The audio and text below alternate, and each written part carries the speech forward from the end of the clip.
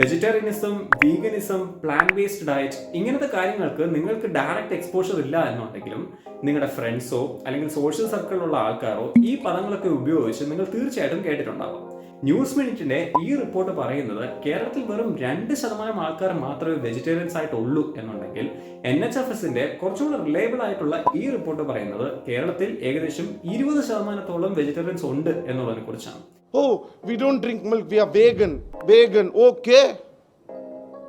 എന്താണ് ഒരു വെജിറ്റേറിയനും വീഗനും തമ്മിലുള്ള വ്യത്യാസം എന്നതും ഈ കോൺസെപ്റ്റ്സിന്റെ ഒരു ബ്രീഫ് ഓവർവ്യൂവിന്റെ കൂടെ തന്നെ എന്റെ പേഴ്സണൽ എക്സ്പീരിയൻസ് ഷെയർ ചെയ്യുന്നതായിരിക്കും ഇന്നത്തെ വീഡിയോയുടെ വിഷയം. ഞാൻ എപ്പോഴും പറയാറുള്ളത് പോലെ ഞാൻ ഈ വീഡിയോയിൽ പറയുന്ന എല്ലാ കാര്യങ്ങളുടെയും പഠനങ്ങളും തെളിവുകളും ഞാൻ വീഡിയോ ഡിസ്ക്രിപ്ഷനിൽ കൊടുക്കുന്നതായിരിക്കും. ഈ കോൺസെപ്റ്റ്സിനെ കുറിച്ച് നിങ്ങൾക്ക് കൂടുതൽ വായിക്കണം, മനസ്സിലാക്കണം എന്നുണ്ടെങ്കിൽ ആ ലിങ്ക്സ് നിങ്ങൾക്ക് വായിക്കാവുന്നതാണ്. അപ്പോൾ നമുക്ക് വീഡിയോ തുടങ്ങാം.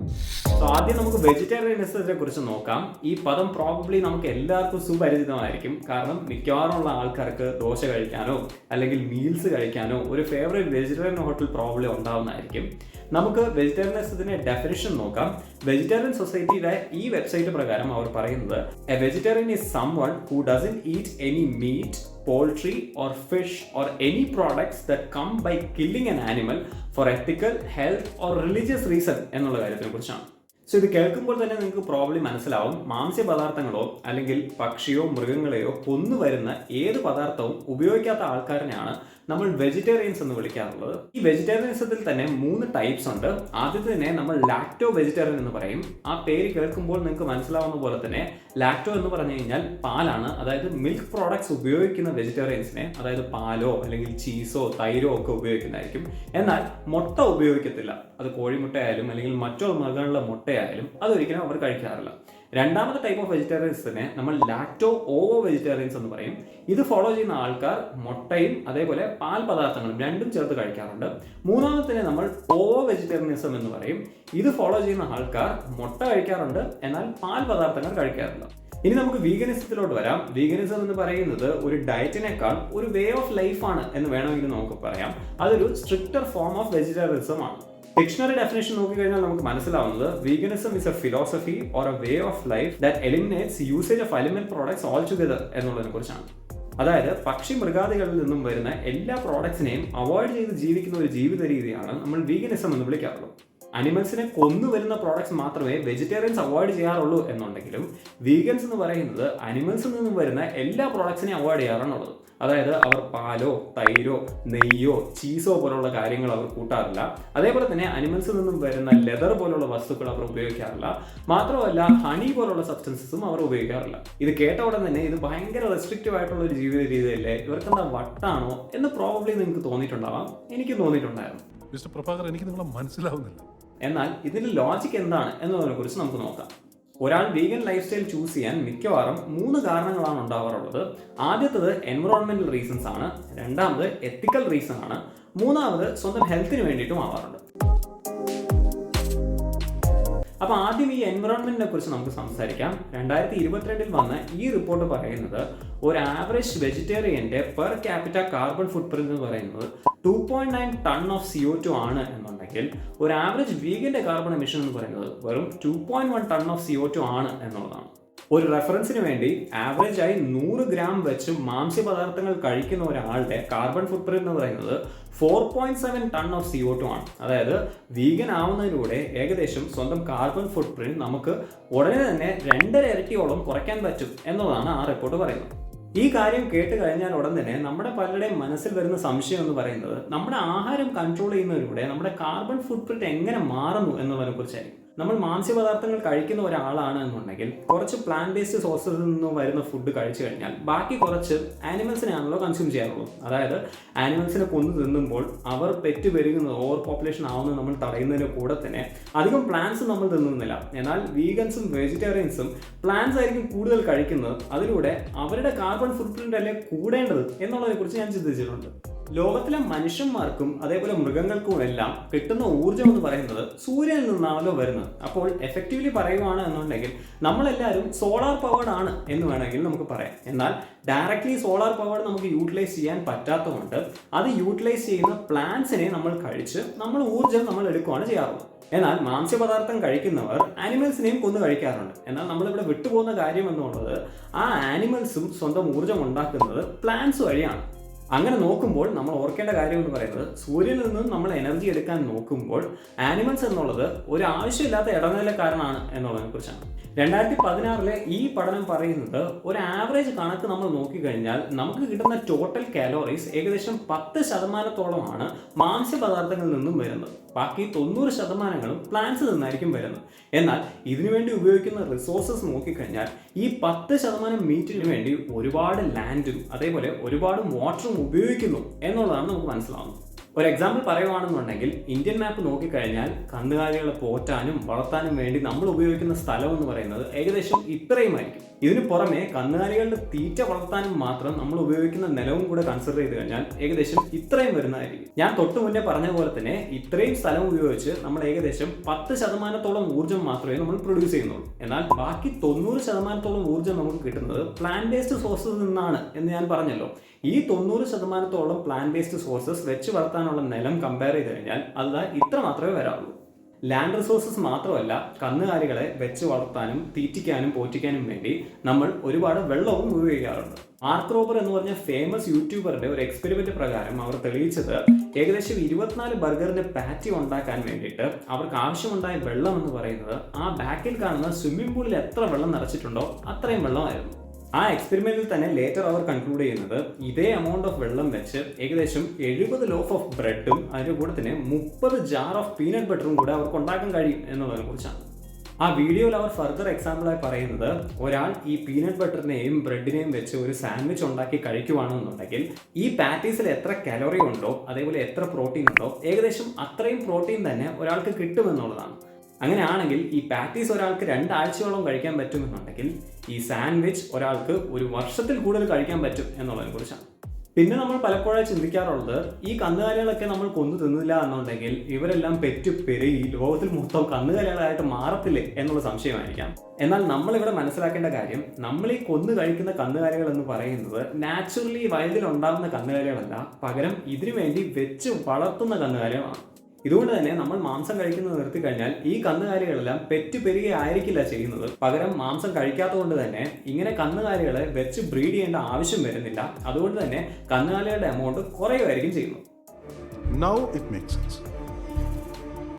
ഓവറോളായി പറഞ്ഞു കഴിഞ്ഞാൽ സയന്റിഫിക് കൺസെൻസസും അതേപോലെ പല ശാസ്ത്രീയ പഠനങ്ങളും കൺക്ലൂഡ് ചെയ്യുന്നതെന്ന് പറയുന്നത്, ഒരാളുടെ കാർബൺ ഫുട് പ്രിന്റ് കുറയ്ക്കാൻ ഏറ്റവും effective method at personal level എന്ന് പറയുന്നത് വീഗൻ ഡയറ്റ് ഫോളോ ചെയ്യുക എന്നുള്ള കാര്യമാണ് എന്നുള്ളതാണ്. നമ്മൾ നേരത്തെ പറഞ്ഞ പോലെ തന്നെ വെജിറ്റേറിയൻ ഡയറ്റ് എന്ന് പറയുന്നത് വീഗൻ ഡയറ്റിനേക്കാൾ ഏകദേശം 30% എമിഷൻസ് കൂടുന്നുവെന്നുണ്ടെങ്കിലും ഒരു ആവറേജ് മീറ്റ് ഈറ്ററിനേക്കാൾ വളരെയധികം കുറവാണ് ഒരു വെജിറ്റേറിയൻ ഡയറ്റ് ഫോളോ ചെയ്യുന്ന ആളുടെ കാർബൺ എമിഷൻസ് എന്ന് പറയുന്നത്. സോ ബേസിക്കലി മാംസം എത്രത്തോളം നമ്മൾ കുറയ്ക്കുന്നോ അത്രത്തോളം നമ്മുടെ കാർബൺ ഫുട് പ്രിന്റ് കുറയുന്നതായിരിക്കും. അതിലൂടെ നമ്മുടെ എൻവറോൺമെന്റിന് ഒരു വലിയ പോസിറ്റീവ് എഫക്റ്റ് ആയിരിക്കും ഉണ്ടാകുന്നത്. ഇനി നമുക്ക് എത്തിക്കൽ കാര്യങ്ങളിലോട്ട് വരാം. വീഗൻ ലൈഫ് സ്റ്റൈൽ ഫോളോ ചെയ്യുന്നവർ വിശ്വസിക്കുന്നത് സർവൈവലിന് നെസസറി അല്ല എന്നുണ്ടെങ്കിൽ ഒരു സെന്റിയൻ ബീയിങ്ങിനെ എക്സ്പ്ലോയിറ്റ് ചെയ്യുന്നത് എത്തിക്കൽ അല്ലാത്ത കാര്യമാണ് എന്നുള്ളതിനെ കുറിച്ചാണ്. ഇതുകൊണ്ടാണ് അവർ പലപ്പോഴും പാൽ പദാർത്ഥങ്ങളോ അല്ലെങ്കിൽ ഹണിയോ അല്ലെങ്കിൽ മുട്ട പോലുള്ള പദാർത്ഥങ്ങളോ ഒരിക്കലും ഉപയോഗിക്കാത്തത്. കാരണം ഈ കാര്യങ്ങളൊക്കെ പ്രൊഡ്യൂസ് ചെയ്ത് നമ്മൾ കൺസ്യൂം ചെയ്യുമ്പോൾ നമ്മൾ ആനിമൽസിനെ അൺനെസസറിയായി എക്സ്പ്ലോയിറ്റ് ആണ് ചെയ്യാറുള്ളത്. അമേരിക്കൻ ഡയറ്റിക് അസോസിയേഷന്റെ ഈ റിപ്പോർട്ട് പറയുന്നത്, മോഡേൺ ഏജിൽ നമ്മൾ പ്രോപ്പറായി പ്ലാൻ ചെയ്ത് കഴിഞ്ഞാൽ നമുക്ക് ഒരു പ്ലാന്റ് ബേസ്ഡ് ഡയറ്റിൽ നിന്നും തന്നെ എല്ലാ ന്യൂട്രീഷനും കണ്ടെത്താൻ പറ്റും എന്നുള്ള കാര്യത്തിനെ കുറിച്ചാണ്. ഇതുകൊണ്ട് തന്നെ വീഗൻസ് ആർഗ്യൂ ചെയ്യുന്നതെന്ന് പറയുന്നത്, പ്ലാന്റ് ബേസ്ഡ് ഡയറ്റിൽ നിന്നും നമുക്ക് എല്ലാ ന്യൂട്രീഷനും കണ്ടുപിടിക്കാൻ പറ്റുമെന്നുണ്ടെങ്കിൽ ആനിമൽസിനെ അൺനെസസറി എക്സ്പ്ലോർ ചെയ്യുന്നത് തെറ്റാണ് എന്നുള്ളതിനെ കുറിച്ചാണ്. എത്തിക്കൽ കാര്യം സംസാരിക്കുമ്പോഴാണ് വെജിറ്റേറിയനിസത്തിന്റെ ഫ്ലോ പലപ്പോഴും നമുക്ക് കാണാൻ പറ്റുന്നത്. കാരണം വെജിറ്റേറിയൻസ് പറയുന്നത് ആനിമൽസിനെ കൊന്നുവരുന്ന പ്രോഡക്ട്സ് ഒരിക്കലും അവർ കഴിക്കാറില്ല എന്നുള്ളതാണ്. എന്നാൽ അവർ ഹണി പോലുള്ള പദാർത്ഥങ്ങൾ കഴിക്കാറുമുണ്ട്. ഈ ഹണി പോലുള്ള പ്രോഡക്ട്സിന്റെ എക്സ്ട്രാക്ഷൻ കണ്ടു കഴിഞ്ഞാൽ നമുക്ക് മനസ്സിലാവുന്നത്, ഇത് എക്സ്ട്രാക്ട് ചെയ്യുമ്പോൾ 10,000-കണക്കിനോ ഓർ ഈവൻ ലക്ഷക്കണക്കിനോ ഹണി ബീസ് മരിക്കാറുണ്ട് എന്നുള്ളതിനെ കുറിച്ചാണ്. ഈ എത്തിക്കൽ കോൺസെപ്റ്റ്സിനെ കുറിച്ചൊക്കെ കേൾക്കുമ്പോൾ നമ്മുടെ മനസ്സിൽ പല ബാലിശമായ ചോദ്യങ്ങളും വരാറുണ്ട്. നമ്പർ 1, പ്ലാന്റ്സിനും ലൈഫില്ലേ ആനിമൽസിനെ പോലെ തന്നെ? അപ്പോൾ ആനിമൽസിനെ കൊല്ലുന്നത് തെറ്റാണെങ്കിൽ പ്ലാന്റ്സിനെ കൊല്ലുന്നത് തെറ്റല്ലേ എന്നുള്ള ചോദ്യമോ? Plants is also a living being, if I'm not wrong. Scientifically, അതല്ല എന്നുണ്ടെങ്കിൽ മറ്റുള്ള ആനിമൽസിനെ കൊല്ലുന്നില്ല. ഒരു എക്സാമ്പിൾ പറഞ്ഞു കഴിഞ്ഞാൽ, കാട്ടിൽ പോയി കഴിഞ്ഞ് കഴിഞ്ഞാൽ സിംഹം മാനിനെ വേട്ടയാടുന്നില്ല. അപ്പോൾ മനുഷ്യന്മാർക്ക് മാത്രം എന്തുകൊണ്ട് വേട്ടയാടി മാംസം കഴിച്ചുകൂടാ എന്നുള്ള ചോദ്യമോ, അതല്ല മാംസം കഴിക്കുന്ന ഒരു പേഴ്സണൽ ചോയ്സ് അല്ലേ എന്നുള്ള ചോദ്യമോ ഒക്കെ ഇതിന് എക്സാമ്പിളാണ്. ഇങ്ങനെയുള്ള ചോദ്യങ്ങളൊക്കെ പലപ്പോഴും ബാലിശമാണ് എന്നാണ് എനിക്ക് തോന്നിയിട്ടുള്ളത്. കാരണം നമ്മൾ നന്നായി ഒന്ന് ചിന്തിച്ചു കഴിഞ്ഞാൽ ഇതെല്ലാം ലോജിക്കൽ ഫാലസീസ് ആണ് എന്ന് നമുക്ക് മനസ്സിലാവും. ഇതിനെക്കുറിച്ച് വിശദമായി നമുക്ക് മറ്റൊരു വീഡിയോയിൽ സംസാരിക്കാം. ഇനി നമുക്ക് മൂന്നാമത്തെ കാര്യം, അതായത് ഹെൽത്തിനെ കുറിച്ച് സംസാരിക്കാം. നമ്മളിൽ പലർക്കും ഫസ്റ്റ് ഇംപ്രഷൻ എന്ന് പറയുന്നത് വീഗൻ ഡയറ്റ് അല്ലെങ്കിൽ വെജിറ്റേറിയൻ ഡയറ്റ് എന്ന് പറയുന്നത് ഒരു ഹെൽത്തി ഡയറ്റ് ആണ് എന്നുള്ളതായിരിക്കും. എന്നാൽ ഇത് എപ്പോഴും ശരിയാവണം എന്നില്ല. ഒരു എക്സാമ്പിളായി പറഞ്ഞു കഴിഞ്ഞാൽ, ചിപ്സും അതേപോലെ കോളയും മാത്രം കുടിച്ച് വേണമെങ്കിൽ എനിക്ക് ജീവിക്കാം, അത് ഒരു വീഗൻ ഡയറ്റുമാണ്. എന്നാൽ അത് ഹെൽത്തി ആണ് എന്ന് ഒരിക്കലും പറയാൻ പറ്റത്തില്ല. അതുകൊണ്ട് തന്നെ എല്ലാതരം വീഗൻ ഡയറ്റും അതേപോലെ എല്ലാതരം വെജിറ്റേറിയൻ ഡയറ്റും ഹെൽത്തി ഡയറ്റ് ആണ് എന്ന് പറയുന്നത് ഒരു അന്ധവിശ്വാസം തന്നെയാണ്. എന്നാൽ ഒരു whole food plant based diet, അതായത് ജങ്ക് ഫുഡ് കുറച്ച് കഴിക്കുന്ന ഒരു പ്ലാൻ ബേസ്ഡ് ഡയറ്റ് എന്ന് പറയുന്നത് വളരെയധികം ഹെൽത്തി ആണ് എന്നാണ് പല റിപ്പോർട്ട്സും പറയുന്നത്. ഞാൻ നേരത്തെ പറഞ്ഞ പോലെ തന്നെ അമേരിക്കൻ ഹാർട്ട് അസോസിയേഷന്റെ ഈ റിപ്പോർട്ട് പറയുന്നത് a well planned plant based diet is healthy for all stages of life including children and pregnant women എന്നുള്ളതിനെ കുറിച്ചാണ്. അതേപോലെ തന്നെ ഇതടക്കമുള്ള പല പഠനങ്ങളും പറയുന്നത് ജങ്ക് ഫുഡ് എലിമിനേറ്റ് ചെയ്ത് ഹോൾ ഫുഡായി കഴിക്കുന്ന വെജിറ്റേറിയൻ ഡയറ്റും വീഗൻ ഡയറ്റും hypertension, cholesterol, arthritis, Parkinson's disease, cancer പോലുള്ള കാര്യങ്ങളുടെ റിസ്ക് കുറയ്ക്കാൻ നന്നായിട്ട് ഹെൽപ്പ് ചെയ്യും എന്നുള്ളതിനെ കുറിച്ചാണ്. വെജിറ്റേറിയൻ ഡയറ്റിന് പ്ലാൻ ചെയ്യാൻ എളുപ്പമുള്ളത് കൊണ്ടും അതേപോലെ തന്നെ ഈസ് ഓഫ് ആക്സസ് ഉള്ളത് കൊണ്ടും വീഗൻ ഡയറ്റിനെ കമ്പയർ ചെയ്യുമ്പോൾ പല എക്സ്പേർട്സും ഹെൽത്ത് വൈസ് നോക്കിക്കഴിഞ്ഞാൽ വെജിറ്റേറിയൻ ഡയറ്റ് വീഗൻ ഡയറ്റിനേക്കാൾ ബെറ്റർ ആണ് എന്നാണ് കൺക്ലൂഡ് ചെയ്യുന്നത്. ഇനി നമുക്ക് ഇതിന്റെ ഹെൽത്ത് റിസ്കിനെ കുറിച്ച് സംസാരിക്കാം. ഒരു വെൽ പ്ലാൻഡ് വെജിറ്റേറിയൻ ഡയറ്റ് കഴിച്ചു കഴിഞ്ഞാൽ അവർക്ക് യാതൊരു ന്യൂട്രീഷൻ ഡെഫിഷ്യൻസിയും വരത്തില്ല എന്നുള്ളതാണ് ഇതടക്കമുള്ള പല പഠനങ്ങളും പറയുന്നത്. എന്നാൽ ഒരു വീഗൻ ഡയറ്റ് ഫോളോ ചെയ്യുന്ന ആൾക്ക് ചില ന്യൂട്രീഷൻ ഡെഫിഷ്യൻസി വരാനുള്ള ചാൻസസ് അധികമാണ് എന്നാണ് പല പഠനങ്ങളും പറയുന്നത്. ഒരു വീഗൻ ഡയറ്റ് ഫോളോ ചെയ്ത് കഴിഞ്ഞാൽ ഡെഫിഷ്യൻസിക്ക് റിസ്ക് ഉള്ള ഫാക്ടേഴ്സ് എന്ന് പറയുന്നത് ആദ്യം സിങ്ക് ആണ്. സിങ്ക് നിങ്ങൾക്ക് വീഗൻ പ്രോഡക്ട്സിലൂടെ കിട്ടണമെന്നുണ്ടെങ്കിൽ നിങ്ങൾക്ക് അമര, ടോഫു പോലുള്ള കാര്യങ്ങൾ കഴിക്കാവുന്നതാണ്. അതേപോലെ തന്നെ രണ്ടാമതായി അവർ പറയുന്നത് കാൽഷ്യത്തിനെ കുറിച്ചാണ്. കാൽഷ്യവും നിങ്ങൾക്ക് പല പ്ലാന്റ് ബേസ്ഡ് സോഴ്സസിൽ നിന്നും കഴിക്കാവുന്നതാണ്. ഇതിന് എക്സാമ്പിൾ എന്ന് പറയുന്നത് സോയാബീൻസ്, ഓറഞ്ചസ് പോലുള്ള വസ്തുക്കളാണ്. വീഗൻ ഡയറ്റ് ഫോളോ ചെയ്ത് കഴിഞ്ഞാൽ മൂന്നാമത് റിസ്ക് ഓഫ് ഡെഫിഷ്യൻസി വരാറുള്ളത് വൈറ്റമിൻ ഡി ഡെഫിഷ്യൻസി ആണ്. ഒരിക്കൽ കൂടി നന്നായി പ്ലാൻ ചെയ്ത് കഴിഞ്ഞാൽ വൈറ്റമിൻ ഡി നിങ്ങൾക്ക് പ്ലാന്റ് ബേസ്ഡ് സോഴ്സസിൽ നിന്നും കഴിക്കാവുന്നതേ ഉള്ളൂ. ഇതിന് എക്സാമ്പിൾ എന്ന് പറയുന്നത് മഷ്റൂംസ്, അതേപോലെ ഫോർട്ടിഫൈഡ് ഫുഡ്സ് എന്നുള്ള കാര്യങ്ങളാണ്. എന്നാൽ പ്ലാന്റ് ബേസ്ഡ് ഡയറ്റിൽ നിന്നും ഒരിക്കലും ഒബ്റ്റൈൻ ചെയ്യാൻ പറ്റാത്ത ഒരു ഇൻഗ്രീഡിയന്റ് എന്ന് പറയുന്നത് വൈറ്റമിൻ B12 ആണ്. വൈറ്റമിൻ B12 ട്രേസ് ഓഫ് എമൗണ്ടിൽ മഷ്റൂംസിലൊക്കെ കാണപ്പെടാറുണ്ട് എന്നുണ്ടെങ്കിലും നമുക്ക് കാര്യമായിട്ട് വൈറ്റമിൻ B12 പ്ലാന്റ് ബേസ്ഡ് സോഴ്സിൽ നിന്നും ഒരിക്കലും അവൈലബിൾ ആവാറില്ല. അതുകൊണ്ട് തന്നെ വീഗൻ ഡയറ്റ് ഫോളോ ചെയ്യുന്ന ഒരാൾക്ക് വൈറ്റമിൻ B സപ്ലിമെന്റ്സ് എടുക്കുകയോ അല്ലെങ്കിൽ ഫോർട്ടിഫൈഡ് ഫുഡ്സ് കഴിക്കുന്നതോ മാത്രമാണ് മതി. ഓൾറൈറ്റ്, ഇനി ഞാൻ എൻ്റെ പേഴ്സണൽ എക്സ്പീരിയൻസ് ഷെയർ ചെയ്യാം. 2018 വരെ ഞാൻ എല്ലാതരം നോൺ വീഗൻ പ്രോഡക്ട്സും കഴിച്ചായിരുന്നു ജീവിച്ചിരുന്നത്. 2019 ശേഷം ഇന്നേ വരെ ഞാനൊരു വീഗൻ ഡയറ്റാണ് ഫോളോ ചെയ്യുന്നത്. ഇതിനെല്ലാം പാരലായി ഞാൻ നന്നായി വർക്ക്ഔട്ട് ചെയ്യുകയും മസിൽ ബിൽഡിംഗ് ചെയ്യാനുമാണ് ശ്രമിക്കുന്നത്. അതുകൊണ്ട് തന്നെ മെൻഷൻ ചെയ്യേണ്ട ഒരു കാര്യം എന്ന് പറയുന്നത്, നമ്മളൊരു വീഗൻ ഡയറ്റോ അല്ലെങ്കിൽ വെജിറ്റേറിയൻ ഡയറ്റോ ഫോളോ ചെയ്യുവാണ് എന്നുണ്ടെങ്കിലും നമുക്ക് മസിൽ ബിൽഡിംഗ് തീർച്ചയായിട്ടും പോസിബിൾ ആണ്. ഇത് നമ്മൾ ശ്രദ്ധിക്കേണ്ട കാര്യം നമ്മുടെ required daily amount of protein എത്തിക്കുക എന്നുള്ള കാര്യമാണ്.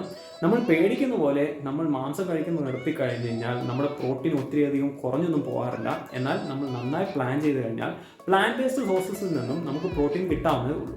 2020 പുറത്ത് വന്ന ഈ പഠനം പറയുന്നത് ആനിമൽ ബേസ്ഡ് ഫുഡിൽ നിന്നും വരുന്ന പ്രോട്ടീൻ നമ്മുടെ ബോഡിയിൽ പെട്ടെന്ന് അബ്സോർബ് ആവും, അതായത് അബ്സോർബൻസി കൂടുതലാണ് എന്നുണ്ടെങ്കിലും over a long run plant based സോഴ്സിലും നമ്മൾ റിക്വയർഡ് എമൗണ്ട് ഓഫ് പ്രോട്ടീൻ കറക്റ്റായി എടുത്തു കഴിഞ്ഞാൽ വലിയ വ്യത്യാസങ്ങളൊന്നും ഇല്ല എന്നുള്ള കാര്യത്തിനെ കുറിച്ചാണ്. അതുകൊണ്ട് തന്നെ മസിൽ ബിൽഡിങ്ങിലോട്ട് വന്നു കഴിഞ്ഞാൽ ഒരു പ്ലാന്റ് ബേസ്ഡ് ഡയറ്റ് ഫോളോ ചെയ്യുന്നത് ഒരു നെഗറ്റീവാണ് എന്നൊരിക്കലും പറയാൻ പറ്റില്ല. എന്നാൽ പണ്ട് ഞാൻ നോൺ വീഗൻ പ്രോഡക്ട്സ് കഴിച്ചുകൊണ്ടിരുന്നപ്പോൾ എനിക്ക് എത്ര പെട്ടെന്ന് ആ റിക്വയർഡ് ഡെയിലി എമൗണ്ട് എത്തിക്കാൻ പറ്റുമോ അതിനേക്കാൾ ഒത്തിരിയധികം ബുദ്ധിമുട്ടാണ് ഈ പ്ലാന്റ് ബേസ്ഡ് സോഴ്സിൽ നിന്നും ഈ required daily amount of protein എത്തിക്കുക എന്നുള്ള കാര്യം.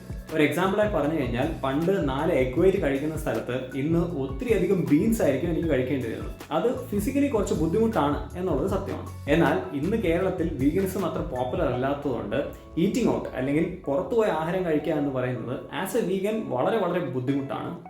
ഞാൻ എപ്പോൾ പുറത്തു പോയാലും വളരെയധികം കോൺഷ്യസ് ആയി ഇരിക്കാറുണ്ട്. അതായത് ഒരു ആഹാര പദാർത്ഥം ഓർഡർ ചെയ്ത് കഴിഞ്ഞാൽ അത് വീഗനാണോ, അതിൽ ബട്ടർ ചേർക്കരുതെന്നോ അല്ലെങ്കിൽ ചീസ് ചേർക്കരുതെന്നോ ഒക്കെ പറഞ്ഞു കൊടുക്കേണ്ട ആവശ്യം എനിക്ക് പലപ്പോഴും വരാറുണ്ട്. ഇതിനെല്ലാം പുറമെ നമ്മൾ വീഗനിസത്തിനെ കുറിച്ച് സംസാരിച്ചു കഴിഞ്ഞാൽ എല്ലാവരും പറയുന്നത് വീഗനിസം എന്ന് പറയുന്നത് ഭയങ്കര റിച്ച് ആയിട്ടുള്ള ആൾക്കാർക്ക് വേണ്ടി മാത്രമാണെന്നോ അല്ലെങ്കിൽ ഭയങ്കര പൈസ ഉണ്ടെങ്കിൽ മാത്രമേ അത് ചെയ്യാൻ പറ്റത്തുള്ളൂ എന്നുള്ള കാര്യമാണ്.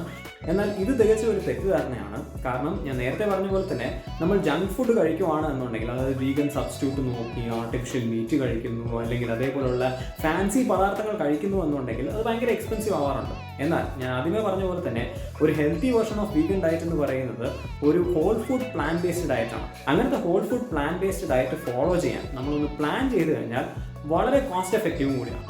ഓവറോളായി പറഞ്ഞു കഴിഞ്ഞാൽ വീഗൻ ഡയറ്റ് ഫോളോ ചെയ്യുന്നതെന്ന് പറയുന്നത് ആസ് ഓഫ് ടുഡേ കുറച്ച് സാക്രിഫൈസസ് വേണ്ടിയ കാര്യം തന്നെയാണ്. എന്നാൽ നമ്മുടെ പ്ലാനറ്റിൽ നമുക്കുള്ള ഇമ്പാക്റ്റോ അല്ലെങ്കിൽ നമുക്ക് ചുറ്റുമുള്ള സെൻറ്റിയൻ ബീയിങ്സിൽ നമുക്കുള്ള ഇമ്പാക്റ്റോ കൺസിഡർ ചെയ്ത് കഴിഞ്ഞാൽ ഈ സാക്രിഫൈസസ് വളരെ വർത്തിയാണ് എന്നുള്ളതാണ് എൻ്റെ ഒപ്പീനിയൻ. പലപ്പോഴും എൻ്റെ കൂട്ടുകാരുടെ അടുത്ത് ഞാൻ ഇതിനെക്കുറിച്ചൊക്കെ ഡിസ്കസ് ചെയ്യുമ്പോൾ ഞാൻ ഇതിനെക്കുറിച്ചൊന്നും ഒരിക്കലും ചിന്തിച്ചിട്ട് പോലുമില്ല എന്നുള്ളതാണ് അവർ എനിക്ക് റെസ്പോണ്ട് ചെയ്യാറുള്ളത്. എന്നാൽ എൻ്റെ അഭിപ്രായത്തിൽ നമ്മൾ എന്ത് ആക്ടിവിറ്റി ചെയ്തു കഴിഞ്ഞാലും നമ്മുടെ ചുറ്റുമുള്ള ലിവിങ് ബീയിങ്സിലും നമ്മുടെ എൻവറോൺമെൻറ്റിലും ആ ഇമ്പാക്റ്റ് എന്താണ് എന്ന് അറിഞ്ഞിരിക്കുന്നത് വളരെ വളരെ ഇമ്പോർട്ടൻ്റ് ആണ്. അതിന് ഈ വീഡിയോ ഹെൽപ്ഫുൾ ആയി എന്ന് പ്രതീക്ഷിക്കുന്നു. ഇറച്ചി കഴിച്ചു കഴിഞ്ഞാൽ ക്യാൻസർ വരുമോ എന്ന് ഞാൻ നേരത്തെ ഒരു വീഡിയോ ചെയ്തിട്ടുണ്ട്. അത് കാണുന്നുണ്ടെങ്കിൽ ഇവിടെ ക്ലിക്ക് ചെയ്താൽ മതി. അപ്പോൾ അടുത്ത വീഡിയോയിൽ കാണുന്നവരെ ഞാൻ പരം, നിങ്ങളുടെ average Mallu fit guy. Thank you so much for watching.